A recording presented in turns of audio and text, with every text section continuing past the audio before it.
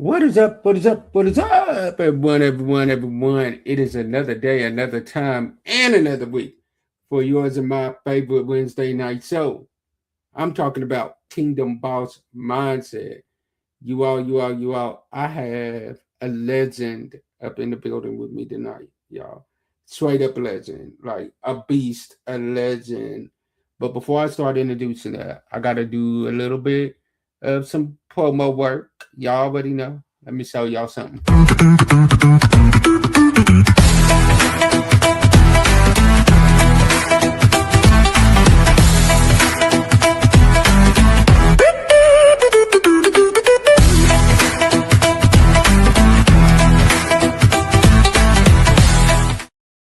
Yeah, that's right. March 15th.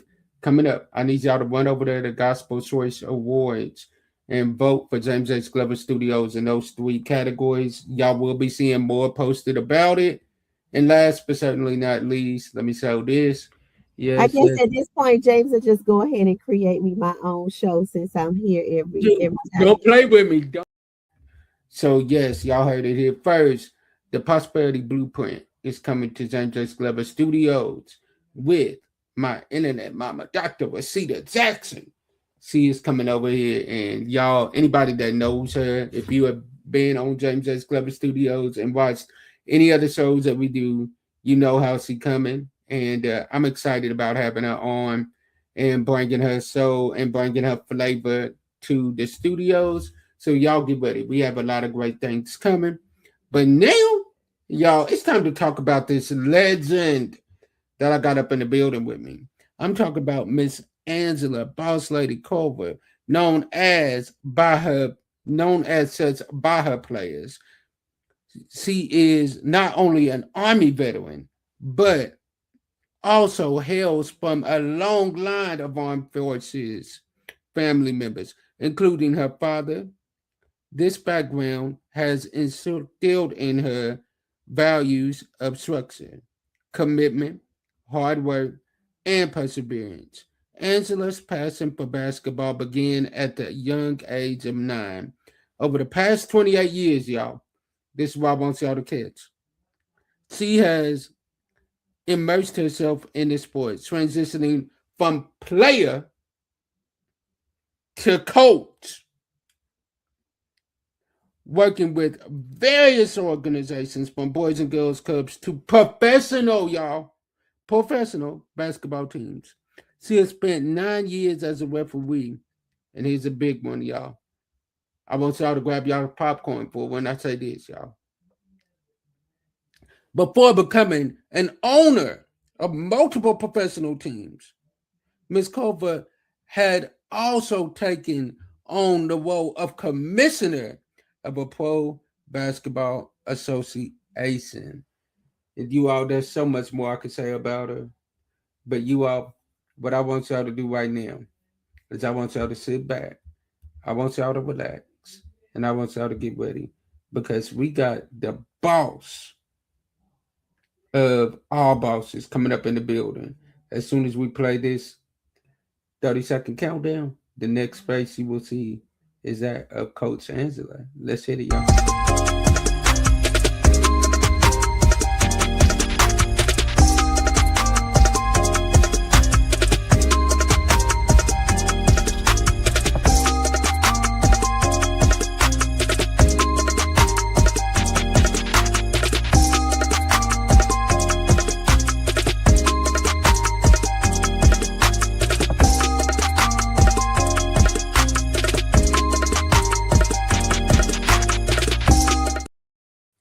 What is up? What is going on?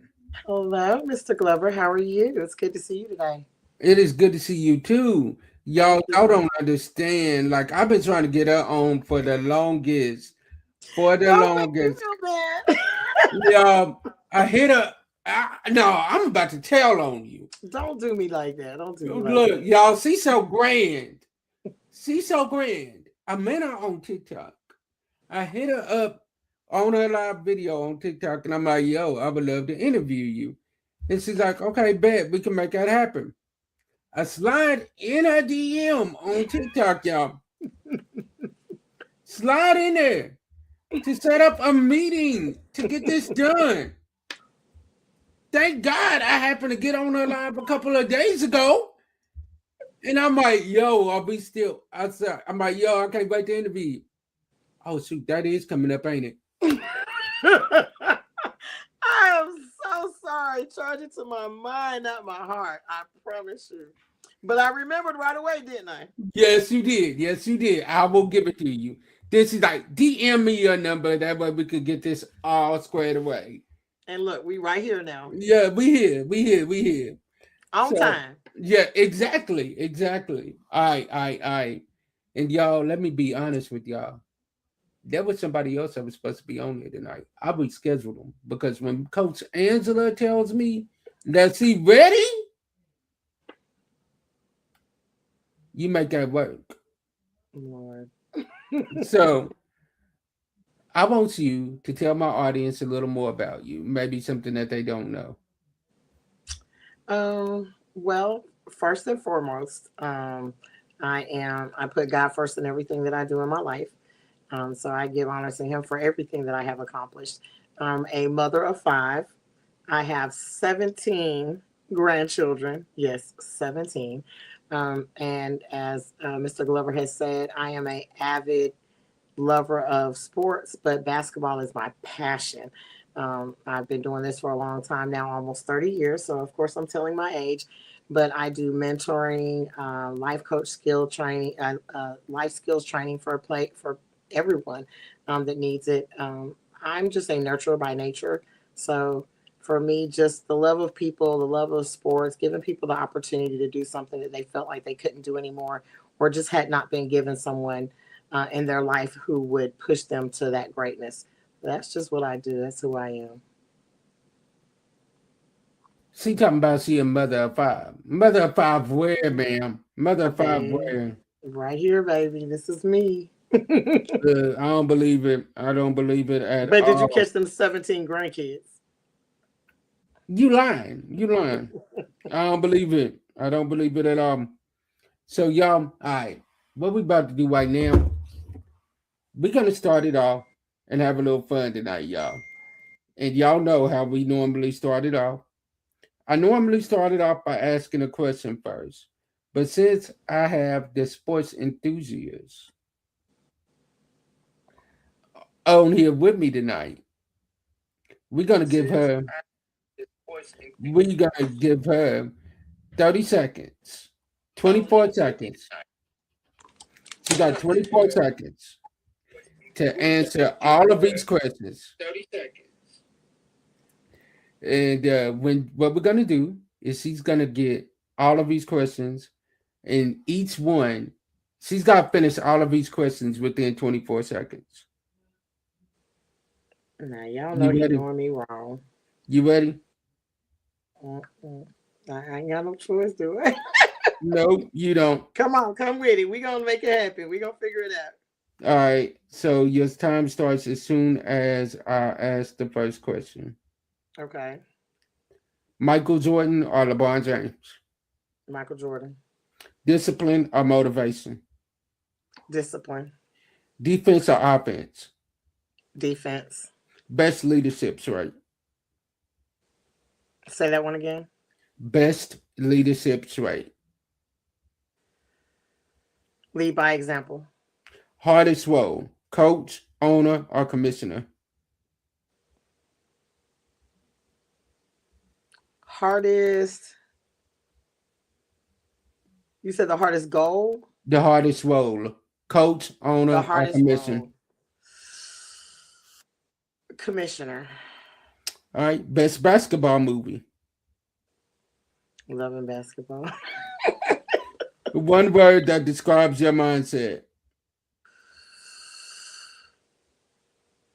One word only? Yep, one word. Determination. All right, y'all. She got it done in 1minute and 49 seconds. I ain't mad about that. I ain't mad. All right. So now we about to jump into these questions. Okay. All right. So here's the first one. You've been a player, a referee, a coach, owner, and commissioner, which stretched you the most as a leader? Like which one was the hardest for you? Ooh. And why? Let's see. What stressed me the most and why? Hmm. I think being a player probably was the most stressful one because I was young.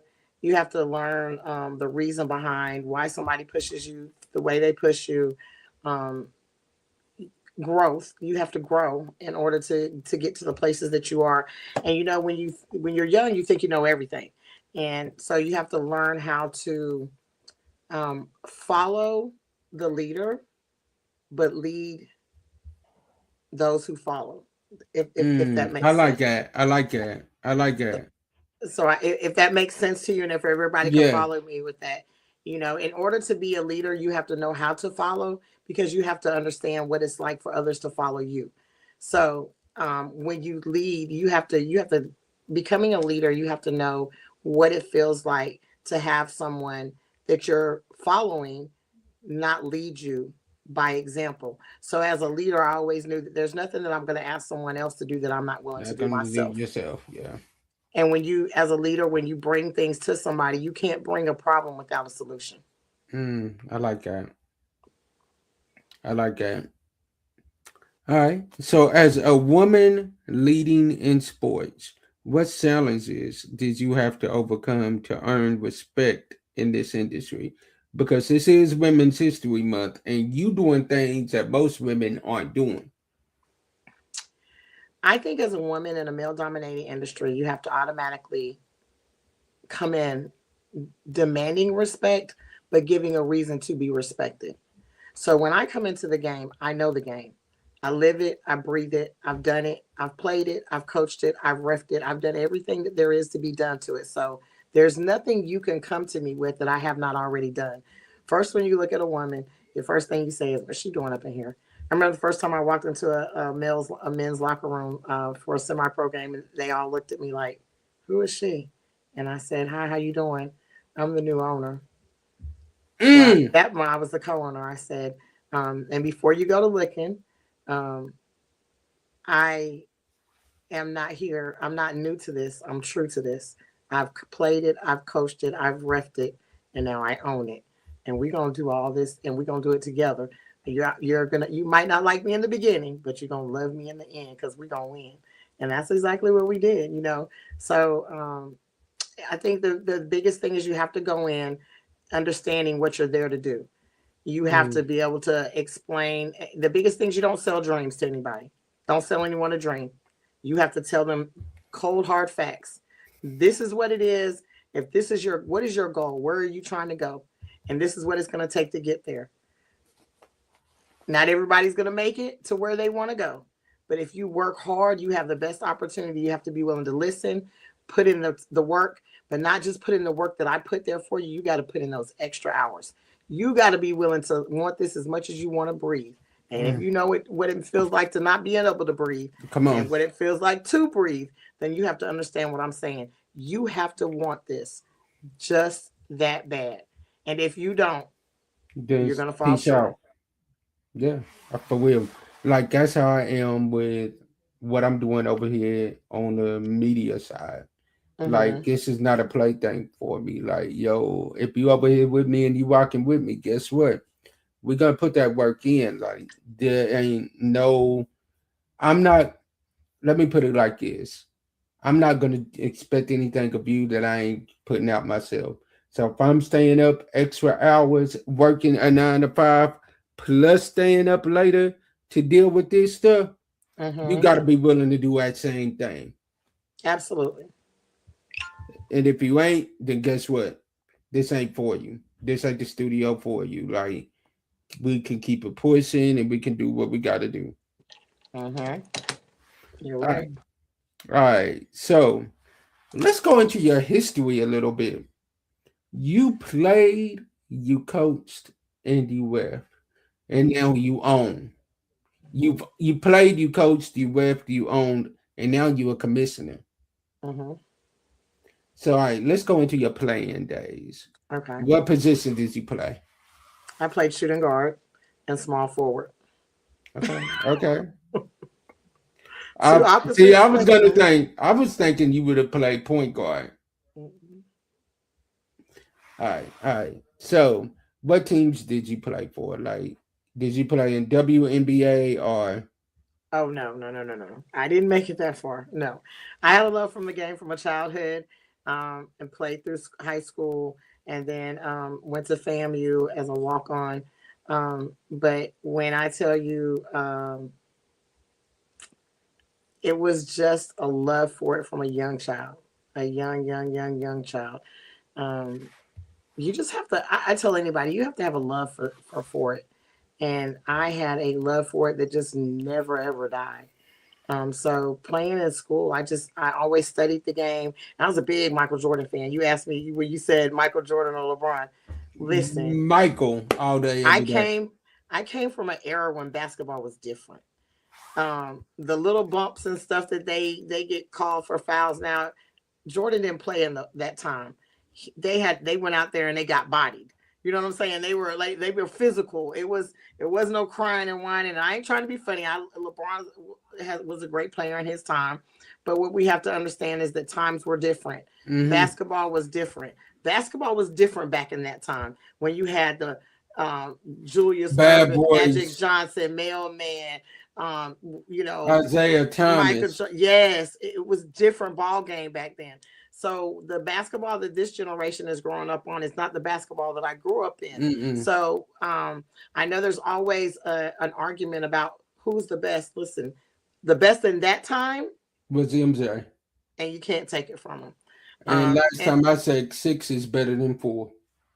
hello, the man embodied what basketball was. He embodied what perseverance is. He embodied what being a leader was. He embodied what it meant to be to say putting it carrying somebody on your back. He carried them when they were weak. And I mean, when I tell you, I remember growing up, my mom used to say, you ever heard that gospel? I'm looking for a miracle. Mm-hmm. It could be 0.5 seconds left on the clock and we're down and need one basket for the win. My mom, and I remember being a young child, my mom would be sitting up in her, she'd sit forward in that recliner and start singing, I'm looking for a miracle. Give it to And Michael. she knew Give it to that if Michael. anybody could win that game, It's Michael. get that ball to Michael And get out of his way. Get out of his way. 9.5 times out of 10. I didn't say He 9. hitting it. 9.5 times He out of hitting that. 10. He did just that. Man. You could take it to the bank. So I just come from a time when you just got to know basketball. So when I train players, when I talk to players, when I encourage them, it's with that type of mindset.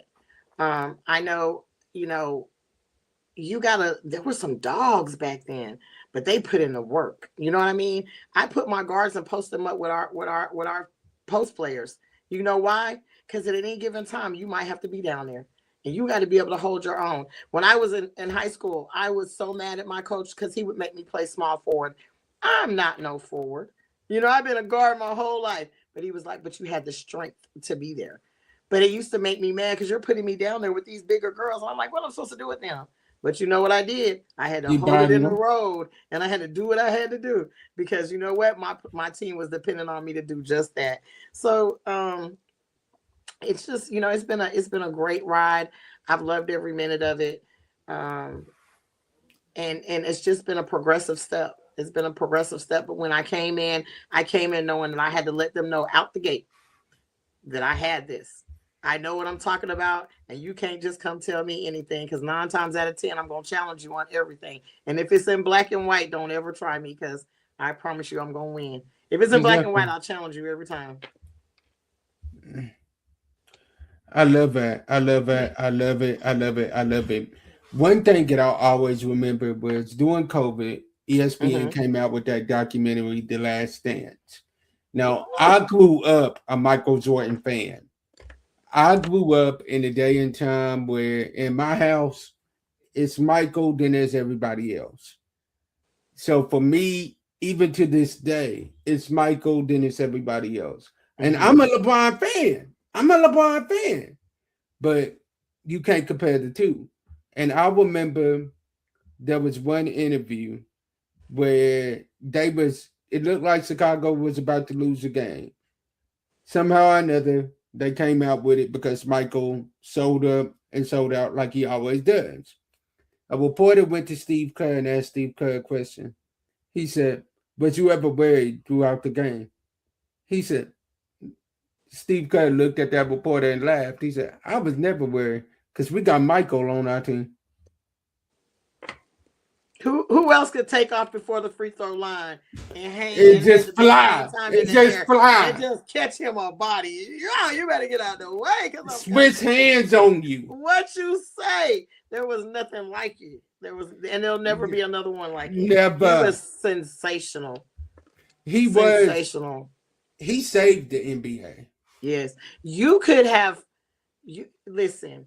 You could have lost all interest in basketball and watch Mike one night in your living room, and you'll be glued to the screen for the rest of the season because you just never knew What what to he was gonna expect. do. All you knew was it was gonna be great. That's Oh all yeah. you knew. It was Oh gonna be yeah. great, It was whatever it gonna was. be. It was gonna be magical.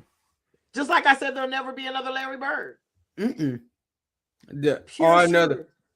There will never be, for all the greats. There will never be They'll another never. one. There was only one of them. You can say that there are athletes that remind you of, but you will never have one that's Just like like him. them. Like there'll never be another LeBron. There will Mm-hmm. never be another Kobe. Mm-hmm. Even though Bam Adebayo just surpassed him with the Mm-hmm. 83, there will never be another Kobe.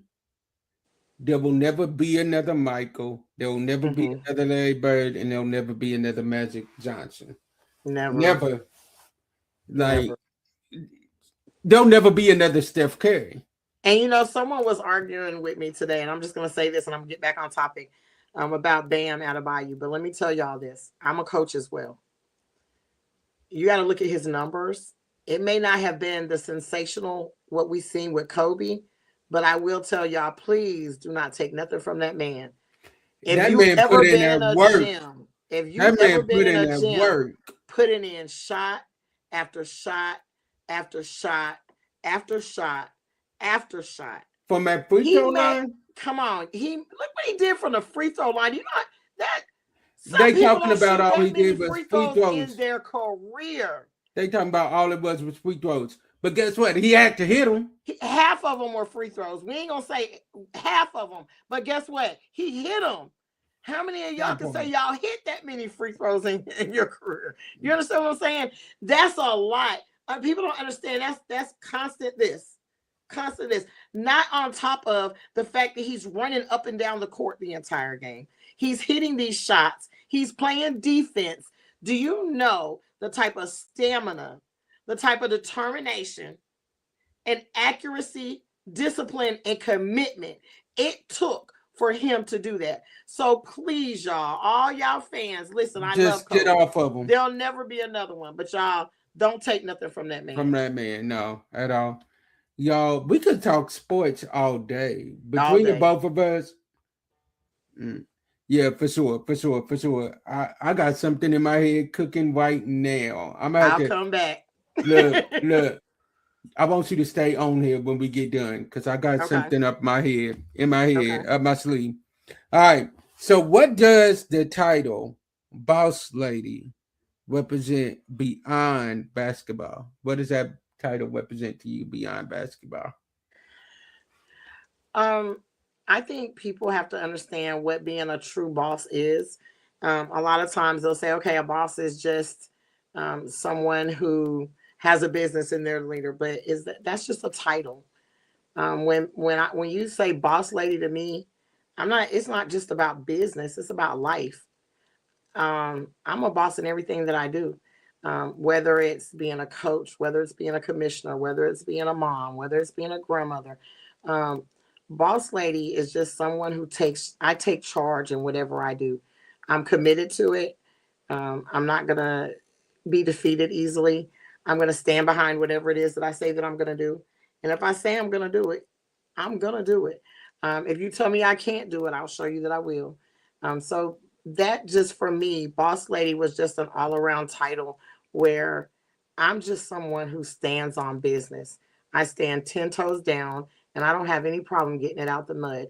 Whatever it takes for me to be successful in whatever it is that I want to do and whatever God has for me and guides my footprints to, Come on. that's what you get. I love it. I love it. I love the fact that you're not afraid to get it out the mud. I love that. Absolutely not.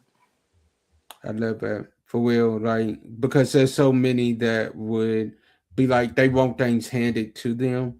But for you, I can tell, like, you like, no, I want that work. I need Yeah, that I work. love pressure. Pressure bust pipes. Because I got a question for you. Go ahead. Because coming from a male dominated league, Hmm. have you ever had to step out there on the court and prove to some of these guys that, look, I belong here? In the beginning, especially the semi-pro level, before we'll talk about, I'll mention it, but before my accident the end of 2018, where I was unable to walk and my Mhm. life was changed. That's a whole nother story, though. It takes too long to talk about it. But before then, I get on the court, I post up with my players, um, shoot whatever we need to do to show a play, run a defense with them. It was no problem. Can I do all of that now? No, but will I get out there with them? Yeah. Um, I'll get out there. I'll run drills with them. I'll post up with them still. I'm not afraid of them. They'll be a little gentle with me, but just because they don't want to hurt me. But yeah, I still get out there. I don't have a problem. I'm very active in coaching. I'm still active in the training process. Even being a commissioner, I don't have no problem getting out and talking to any of the players, getting on the court with them and showing them what I'm referring to, pulling up whatever it needs to be done. I'll get it to make sure that they understand exactly where I'm coming from, what I'm doing. But yeah, you definitely have to be able to get out there and show them something. You got to be able to show them that, hey, I know what I'm talking about. But 9 times out of 10, when you're training players and you're doing plays and you're giving them drills and you're fussing at them and showing them stuff that needs to be done and telling them what they're doing wrong, they know when you know what you're talking about and when you don't. Because see, I'm an in your face aggressive coach, so I know what I'm talking about. Versus someone who's just going to sit there on the sidelines with their arms crossed and not say anything and just be like, "Oh man, we're losing," or "Oh man, no." I'm in it the whole game, the whole practice. I'm in it with you. I love it. I love it. I love it. I love it. I love it. Like, I respect that. I respect that for real because I could see that you are one of those that's like, you're not afraid to get out there and get active with them. Not at all. All right. So we're going to do one more game Okay. and then you're definitely coming back. But after this game, what we're going to do is we're going to do what is called the Kingdom Boss Mindset, Okay. which is I'm going to allow you to tell my audience where they can find you at. Okay. And then after that, I want you to leave them with some words of encouragement. And then, like I said, I want you to stay on because I got something up my sleeve, but I think that you would be great for. Absolutely. All right, so here goes. This was called Coach Challenge. Coach Challenge. All right. Mm-hmm. So I'm gonna give you some scenarios, and you got to tell me how you would respond to them. Okay. Your star player refuses to follow team rules. What do you do? Um, you can either do what you need to be done, or I can sit you down. It's up to you. I love it. I don't pacify a star player. You have to follow the rules like anybody else. I love it. Your team is losing badly at halftime. What is the speech that you are giving them? Hold your head up. There's no need to let your head hang. We can get back in this game. It's not the game is not over yet. We've got 24 minutes. It's one play at a time, one stop at a time. We can't trade baskets. We've got to believe in each other. You got to listen to each other, communicate, and let's get out there and let's get to it.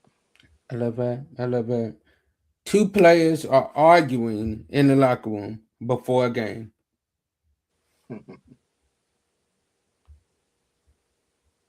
What do I do? Yep.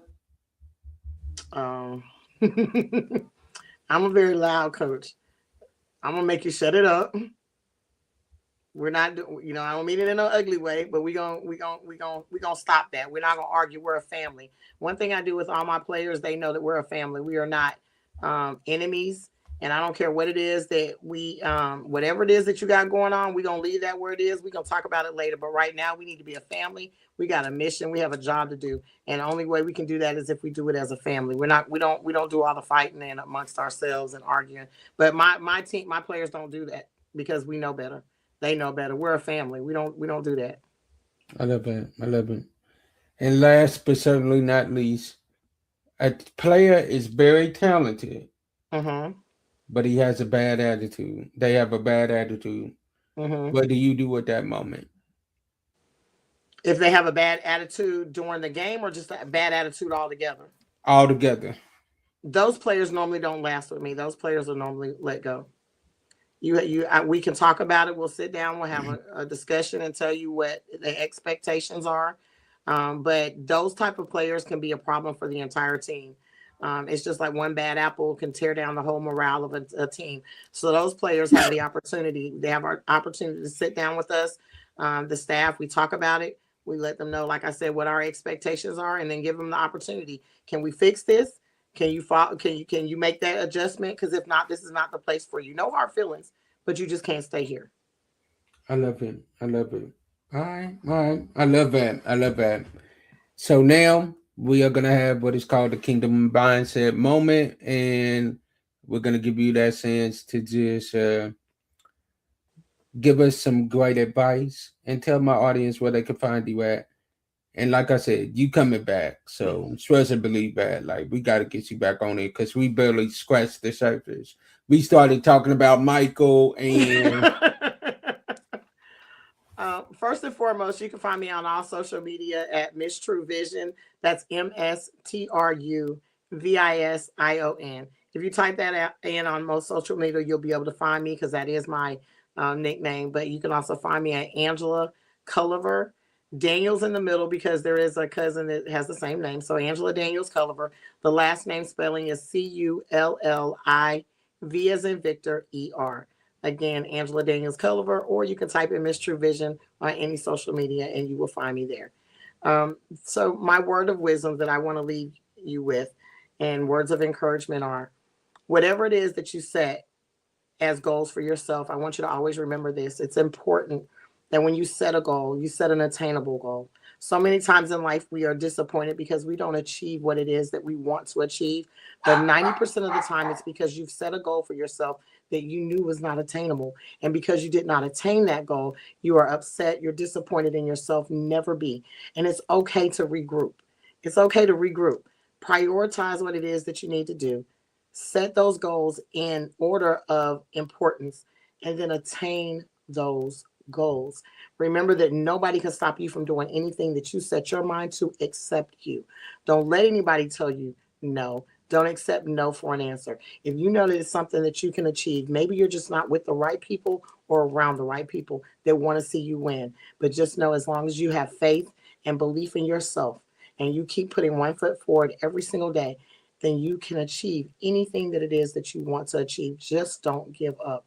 Believe in you at all times because anything's possible. amen, amen, and amen. Like I said, y'all, she's coming back. We gotta get her back. Thank And you. as I always say, y'all, sometimes our disappointments are nothing more than God's appointments. Meaning, sometimes if we look at it as bad, God is only turning it around for our good. So stay Amen. blessed, and be a blessing to someone else. And I will see y'all on the very next episode. Peace. Thank you for watching the James H. Glover Studios exclusive episode. We pray you've been blessed. Please like, follow, share, and subscribe to all of our stations.